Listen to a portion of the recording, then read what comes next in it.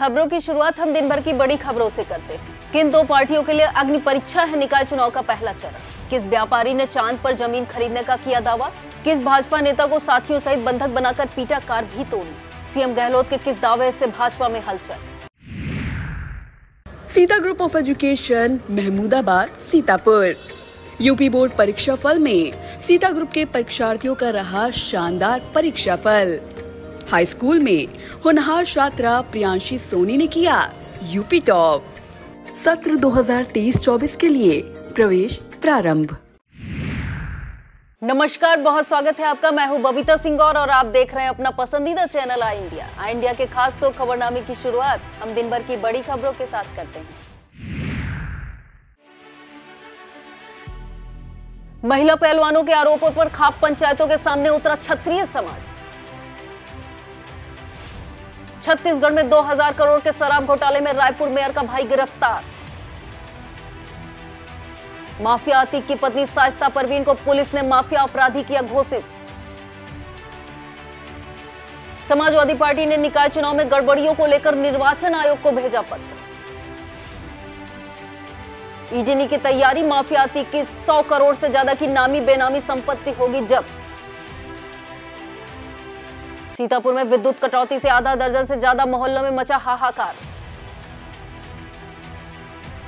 लखीमपुर में 15 केंद्रों पर 14 मई को होगी पीसीएस प्री की परीक्षा। खैराबाद में एटीएस के छापे को लेकर चर्चाओं का बाजार गर्म। समाजवादी पार्टी ने निकाय चुनाव के मतदान में भारी गड़बड़ियों का आरोप लगाते हुए राज्य निर्वाचन आयुक्त को पत्र भेजा है।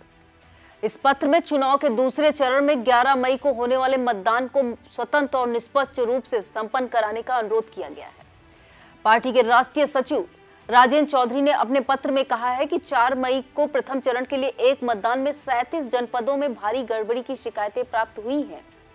बड़ी संख्या में मतदाताओं के नाम गलत तरीके से हटाए गए और दर्ज किए गए हैं। मतदान केंद्र बनाने में भी मनमानी की गई है। निगमों के चुनाव में ईवीएम की गड़बड़ियां परेशान करने वाली रही हैं। मतपेटियां जहां रखी गई उन स्ट्रांग रूम की सुरक्षा पर सवाल खड़े हो रहे हैं।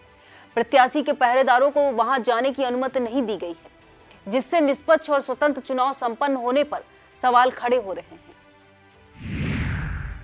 यूपी में निकाय चुनाव के पहले चरण का मतदान समाप्त होने के बाद अब सरकार की सहयोगी निषाद पार्टी और पूर्व सहयोगी सुभाषपा दोनों में विचार मंथन का दौर चालू है। कारण है कि इन दोनों दलों के अधिकांश प्रत्याशी निकाय चुनाव के पहले चरण में किस्मत आजमा रहे हैं। दोनों दलों पर इस चुनाव में अच्छे प्रदर्शन का दबाव है, जिसका कारण है कि अच्छा प्रदर्शन होने पर ही उनका राजनीतिक वजन बना रहेगा और 2024 के लोकसभा चुनाव में भाजपा से मोल भाव भी किया जा सकेगा। यही वजह है कि निकाय चुनाव के पहले चरण को दोनों दल अपने लिए अग्नि परीक्षा के समान मान रहे हैं।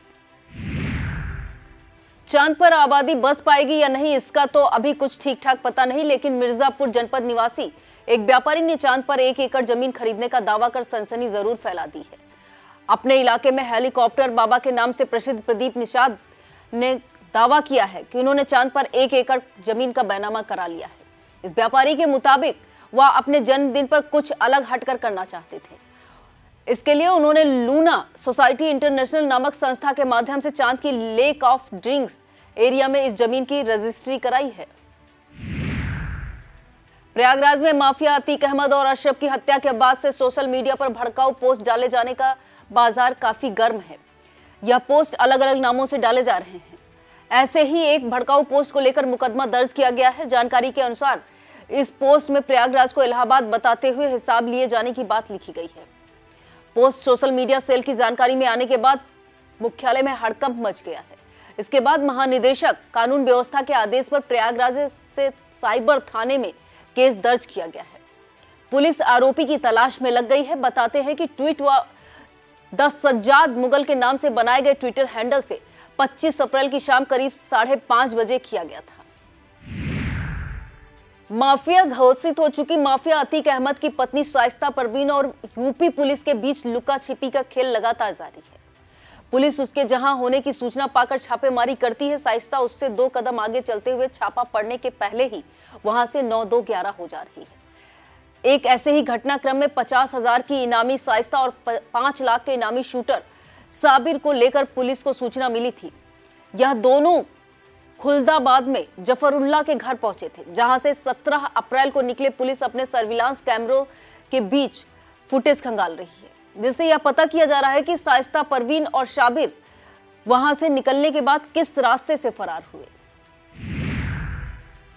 एक भाजपा नेता और उसके साथियों को बंधक बनाकर मारा पीटा गया।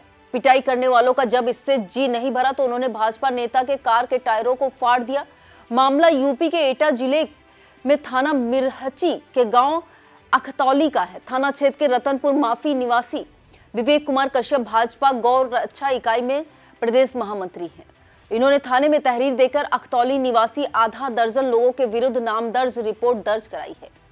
रिपोर्ट में साधु वेशधारी बाबा द्वारा एक महिला से की गई ठगी के मामले को लेकर मौके पर पहुंचने पर आरोपियों द्वारा लाठी डंडों से जानलेवा हमला करने और कार के टायरों को फाड़ देने का आरोप लगाया गया है।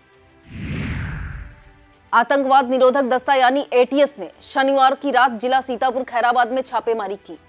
रविवार को पूरा दिन छापेमारी की वजहों और एटीएस को क्या मिला, इसे लेकर चर्चाओं का बाजार गर्म बना रहा।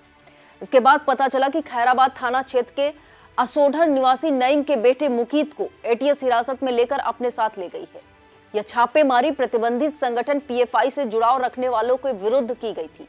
ऐसी जानकारी मिल रही है कि मुकीत लखनऊ में पढ़ाई करने के दौरान 2017 में पीएफआई के संपर्क में आया था। उसके बाद 2019 में जब एनआरसी और सीएए को लेकर विरोध प्रदर्शन हुए थे, तब उनमें हिंसा लेने के चलते मुकीत को गिरफ्तार किया गया था।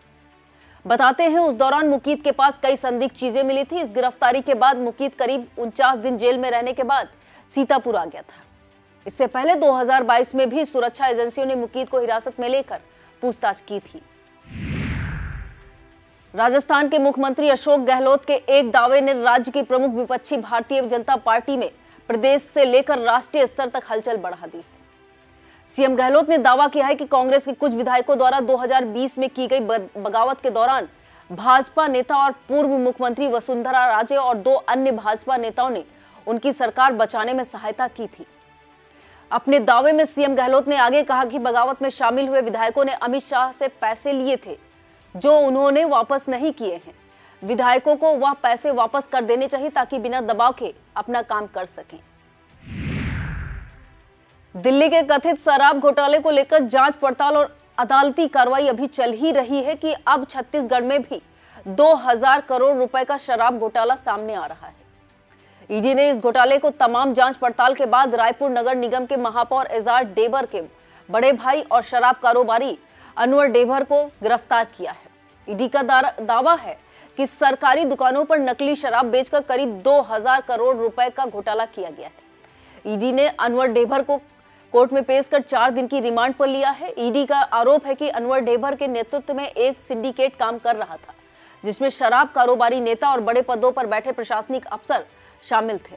ईडी के इस खुलासे से छत्तीसगढ़ की उस कांग्रेस शासित भूपेश बघेल सरकार पर शराब घोटाले का आरोप लगा है, जो शराबबंदी का वादा करके सत्ता में आई थी।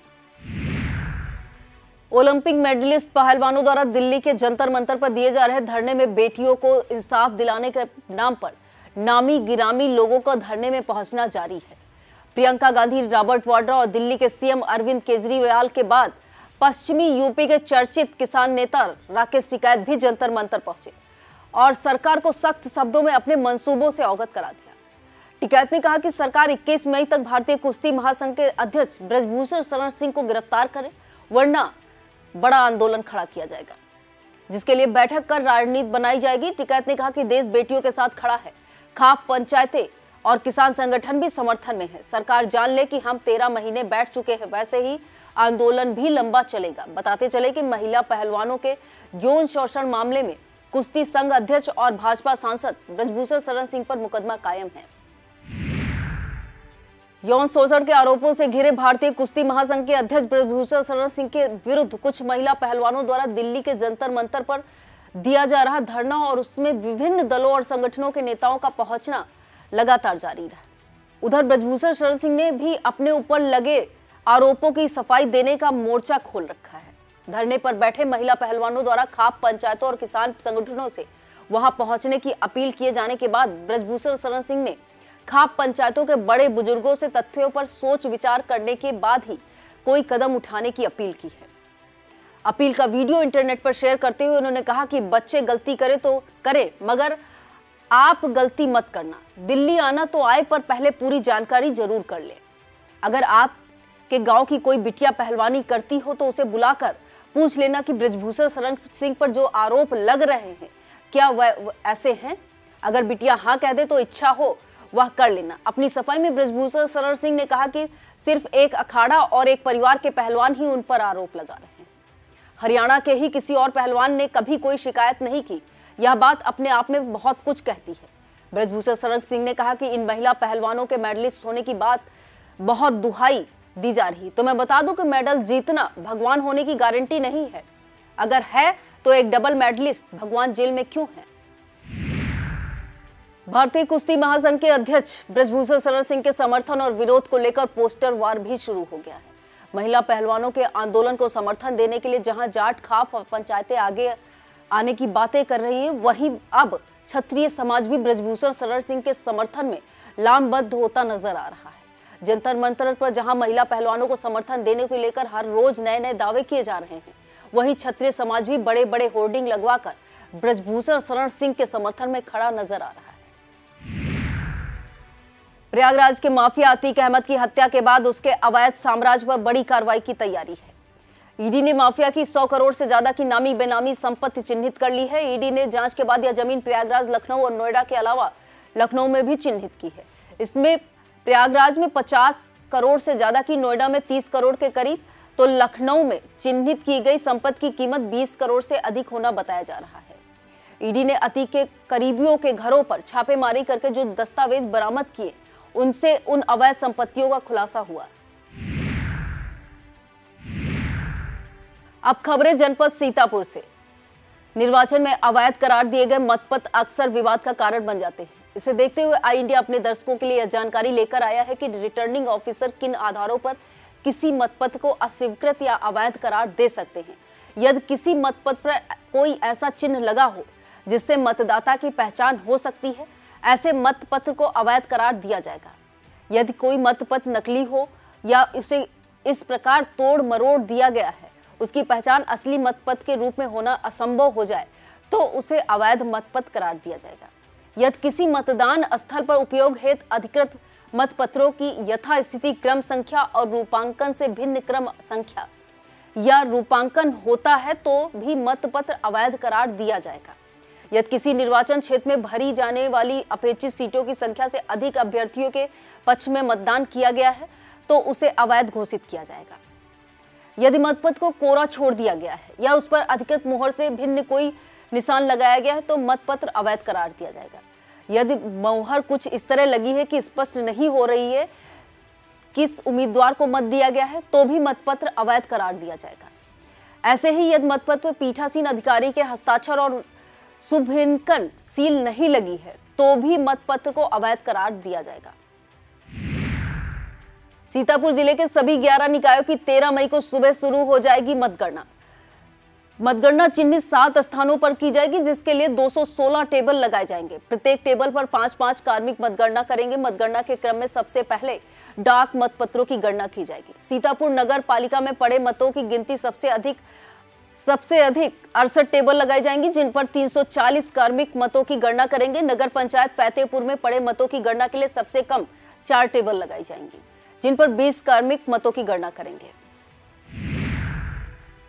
नगरपालिका लहरपुर में पड़े मतों की गिनती के लिए 24 टेबल पर 120 कार्मिक तैनात होंगे। नगरपालिका महमूदाबाद में पड़े मतों की गिनती के लिए 22 टेबल पर 110 कार्मिक तैनात होंगे। नगरपालिका बिस्वा में पड़े मतों की गिनती के लिए 22 टेबल पर 110 कार्मिक तैनात होंगे। नगरपालिका खैराबाद में पड़े मतों की गिनती के लिए 20 टेबल पर 100 कार्मिक तैनात होंगे। नगरपालिका मिश्रिक में पड़े मतों की गिनती के लिए 10 टेबल पर 50 कार्मिक तैनात होंगे। वक्त हो चला है एक छोटे से ब्रेक का। फौरन लौटते हैं ब्रेक के बाद। आप देखते रहिए खबरनामा।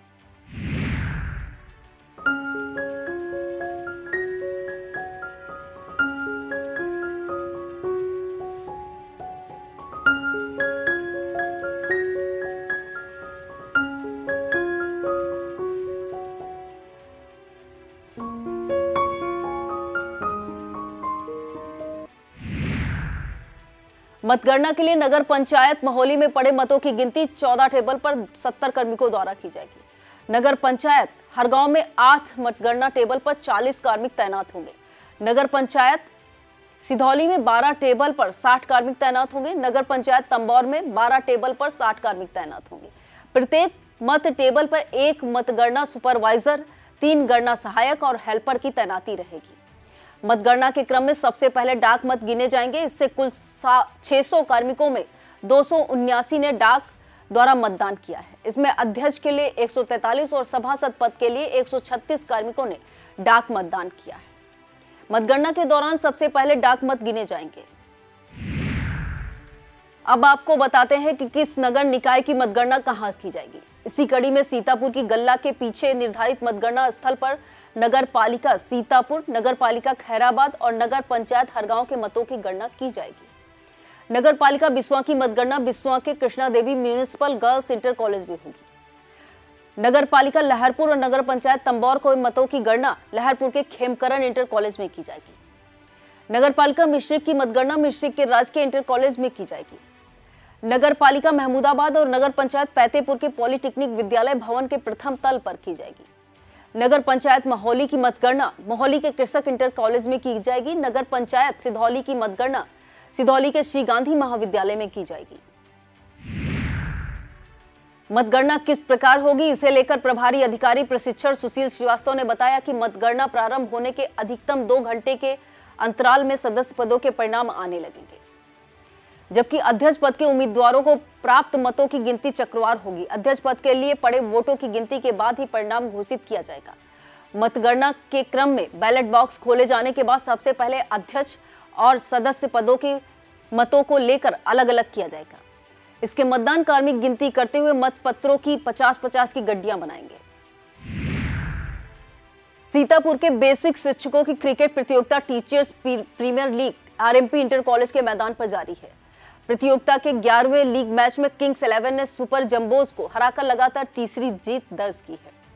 इससे पहले नवीन की मेंटरशिप वाली टीम के कप्तान ज्ञानेंद्र ने टॉस जीतकर पहले बल्लेबाजी का फैसला लिया। शुरुआत अच्छी नहीं रही। किंग्स के ओपनर जल्दी आउट हो गए। बाद में बल्लेबाजों ने संघर्ष करते हुए किसी तरह स्कोर को निर्धारित 15 ओवर में 186 रन तक पहुंचा दिया। जवाब में बैटिंग करने उतरी जंबोज की शुरुआत तो अच्छी रही, लेकिन मिडिल ऑर्डर ध्वस्त होने के चलते उनकी टीम 40 रनों से मैच हार गई। मैच रेफरी आशीष पांडे ने ज्ञानेंद्र को मैन ऑफ द मैच का पुरस्कार दिया। इस दौरान मदन मोहन त्रिवेदी, आशीष पांडे, नित्यानंद, पवन इटारी, रत्नेश मोहम्मद वाइज, अनिल अवस्थी, राजकुमार सिंह, एहतसाम, दीपक वर्मा आदि मौजूद रहे। शूरवीर महाराणा प्रताप की 484वीं जयंती की पूर्व संध्या पर राष्ट्रीय क्षत्रिय महासभा की सीतापुर इकाई द्वारा जिला अस्पताल में फल वितरण किया गया। फल वितरण में महासभा जिला अध्यक्ष देवेंद्र सिंह भदौरिया, जिला प्रभारी रिपुदमन सिंह, जिला उपाध्यक्ष ठाकुर शीतल बख्श सिंह चौहान, जिला चिकित्सालय के CMS doctor RK Singh, Sitapur बार एसोसिएशन अध्यक्ष चंद्रभाल गुप्ता और विनय सिंह का सहयोग रहा। इस अवसर पर प्रदेश सचिव सुनील सिंह गौर, प्रदेश उपाध्यक्ष इंदु सिंह चौहान, दीपक सिंह, योगेश सिंह, यश श्रीवास्तव, अभिमन्यु, योगेश सिंह, दिव्यांश तोमर, कुसुम सिंह चौहान आदि लोगों ने शूरवीर महाराणा प्रताप को नमन किया।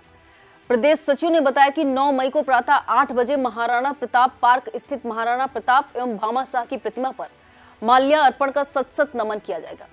इसके बाद 10 बजे कलेक्ट्रेट कैंपस के अध्यक्षता चैम्बर नंबर 16 में गोष्ठी एवं सम्मान समारोह को आयोजन राष्ट्रीय क्षत्रिय महासभा सीतापुर द्वारा किया जाएगा। उपायुक्त उद्योग आशीष गुप्ता ने सीतापुर जनपद के दरी निर्माण से जुड़े उद्यमियों और बुनकरों को अवगत कराया कि एक जनपद एक उत्पाद योजना के अंतर्गत सामान्य सुविधा केंद्र का लोकार्पण बिस्वा तहसील के ग्राम भगवानपुर माफी पोस्ट गुरेरा में किया जाएगा। उक्त केंद्र पर रॉ मटेरियल बैंक, जिसमें दरी निर्माण में प्रयुक्त होने वाले विभिन्न प्रकार के धागे बिक्री हेतु उपलब्ध हैं। डिजाइनिंग एवं सैंपलिंग सेंटर, जहां से उद्यमी बने बनाए सैंपल प्राप्त कर सकते हैं अथवा अपने डिजाइन अनुसार सैंपल तैयार करवा सकते हैं। कॉमन प्रोसेसिंग सेंटर तथा डिस्प्ले एवं एग्जीबिशन सेंटर की सुविधा का लाभ दरी उद्यमी बायर्स को अपने उत्पादों के सैंपल आकर्षक रूप से प्रस्तुत करते हुए अच्छा व्यवसाय कर सकते हैं।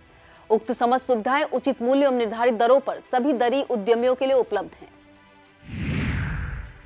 विश्व हिंदू परिषद कार्यालय पर जिला टोली की बैठक हुई, जिसमें प्रांत संगठन मंत्री राजेश, विभाग अध्यक्ष विपुल सिंह, जिला उपाध्यक्ष संजय श्रीवास्तव, जिला कोषाध्यक्ष प्रमोद सिंह, जिला सह संयोजक दीपक सौरभ, प्रियांशु शुभम, जिला संगठन मंत्री कमलेश, जिला धर्म प्रचार प्रमुख चंद्रकांत, जिला धर्माचार संपर्क प्रमुख बंसीधर, जिला प्रचार प्रसार प्रमुख आशीष सहित नगर व प्रखंड के कार्यकर्ता उपस्थित रहे।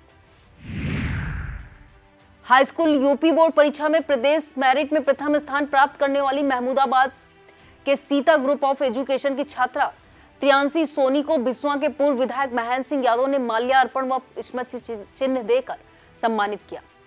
इस दौरान पूर्व विधायक का ग्रुप के chairman RK. Vajpayee, deputy manager Vagish Dinkar Vajpayee, vice principal RJ. Verma ने माल्यार्पण कर स्वागत किया। उनके साथ विकास खंड पहला के भाजपा मंडल अध्यक्ष कमलेश तिवारी, महामंत्री विजय सिंह तोमर, नागेंद्र यादव, चंद्रभाल गौतम, दीपेश यादव, कालिका प्रसाद, अमर सिंह, विभांशु अवस्थी सहित कई अन्य लोग मौजूद रहे।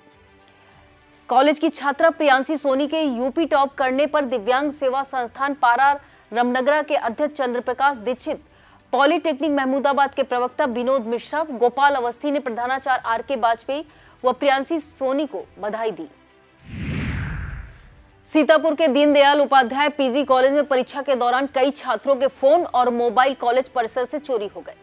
छात्रों ने इसे लेकर जब प्रबंधन से शिकायत की तो उन्होंने शिकायत को नजरअंदाज करते हुए छात्रों को भगा दिया।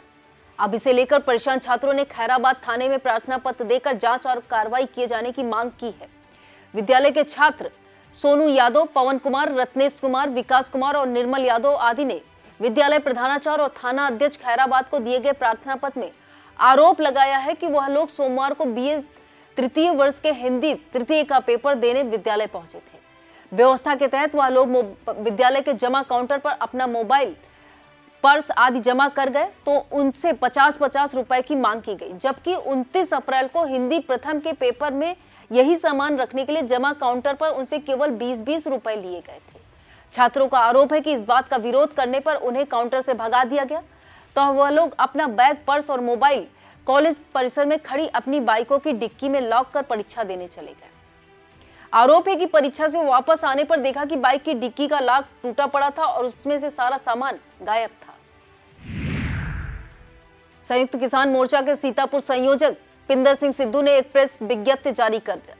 निजी क्षेत्र में अच्छी कीमत मिलने के चलते ही सरकारी गेहूं क्रय केंद्रों पर सन्नाटा पसरा हुआ है। प्रदेश व केंद्र सरकार को भविष्य में गेहूं की किल्लत से बचने के लिए कम से कम 200 रुपए प्रति क्विंटल की मूल्य वृद्धि करनी चाहिए। सीतापुर शहर के दर्जनों मोहल्लों में विद्युत कटौती से जनजीवन अस्त व्यस्त हो गया। यह कटौती राष्ट्रीय राजमार्ग प्राधिकरण द्वारा भवानीपुर पावर हाउस के समीप किए जा रहे निर्माण कार्य को देखते हुए की गई थी। हालांकि कटौती का समय सुबह 11 बजे से शाम 5 बजे यानी 6 घंटे घोषित किया गया था, लेकिन आपूर्ति लगभग 8 घंटे बाधित रही। इस कटौती का असर पुराना सीतापुर, भवानीपुर और इमलिया फीडर पर रहा। कटौती के चलते दर्जनों मोहल्ले और गांवों में विद्युत उपभोक्ताओं को भारी परेशानी का सामना करना पड़ा।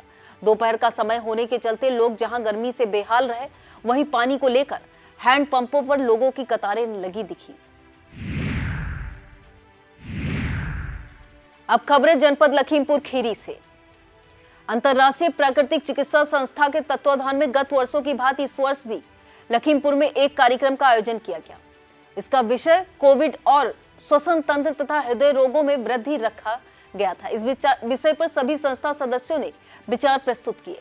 कार्यक्रम का आयोजन संस्था की जिला अध्यक्ष डॉक्टर शालू गुप्ता के नेतृत्व में किया गया। कार्यक्रम को INO की सदस्य अंजू गुप्ता, निष्कर्ष सेठ, अनीता अग्नोत्री, अंशु, शालिनी भल्ला, प्रीति गुप्ता, अंजुल जलोटा आदि ने संबोधित करते हुए विषय से संबंधित जानकारियां दी।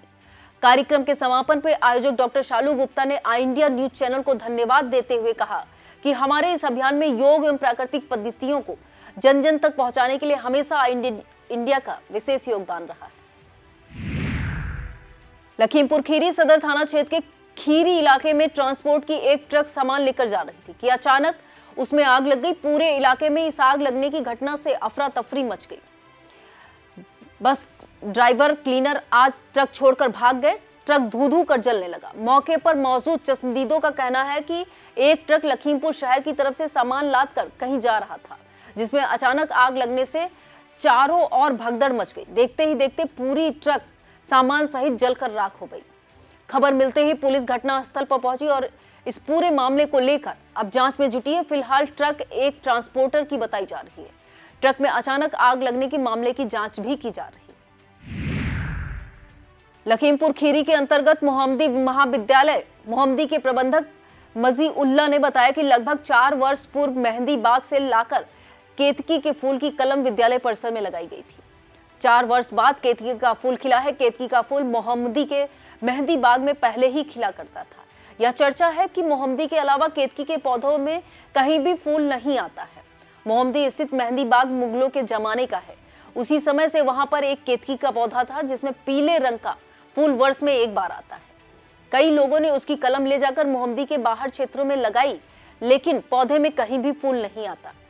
मोहम्मदी में ही स्थित महाविद्यालय प्रबंधक ने भी मेहंदी बाग से ले जाकर कलम अपने विद्यालय परिसर में लगाई।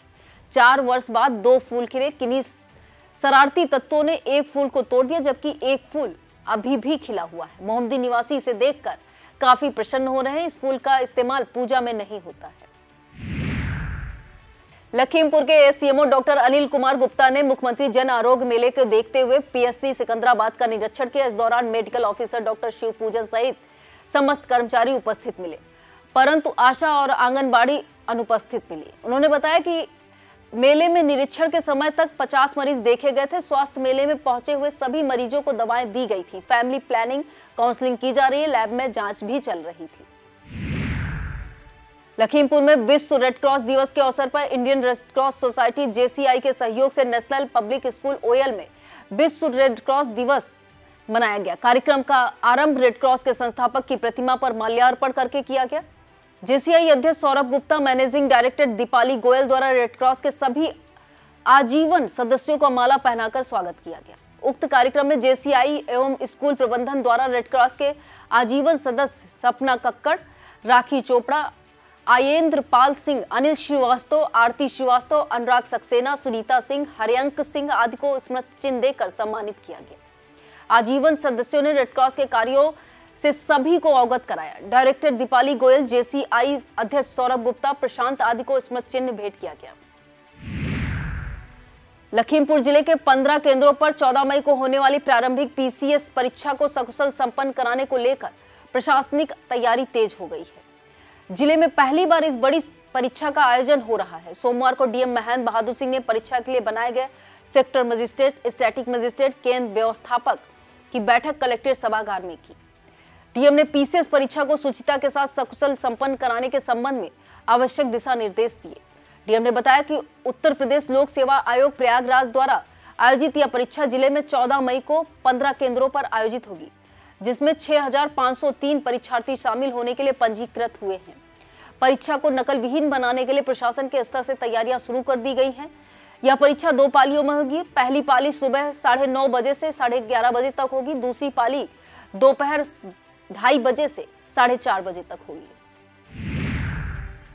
लखीमपुर खीरी में पीसीएस की प्रारंभिक परीक्षा राजकीय इंटर कॉलेज, गांधी विद्यालय इंटर कॉलेज, राजकीय कन्या inter college, city Montessori inter college, कृषक समाज इंटर कॉलेज, फतेहपुर सनातन धर्म सरस्वती विद्या मंदिर इंटर कॉलेज, भगवान Deen R Kanya inter college, Abul Kalam girls inter college, Islamia inter college, Dharm Sabha inter college, Pandit Deendayal Upadhyay Saraswati Vidya Mandir inter college, Pandit Deendayal Upadhyay Saraswati Mandir inter college, Yuvraj Dutt Mahavidyalaya, Lucknow public school, PK inter college आदि केंद्रों पर आयोजित की जाएगी।